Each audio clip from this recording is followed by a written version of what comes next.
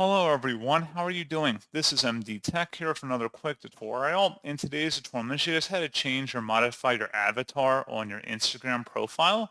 So this should hopefully be a pretty straightforward process here, guys. And without further ado, let's go ahead and jump right into it. So all you have to do is navigate to your Instagram account, select your profile icon in the bottom right corner to launch your profile page, and then you want to select the hamburger icon in the top right corner.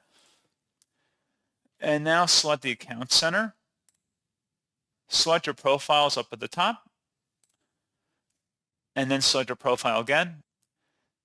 Select avatar, and then at this point go ahead and create from a selfie or create manually, and then you should walk through the steps on the screen, and that's pretty much all you'd have to do.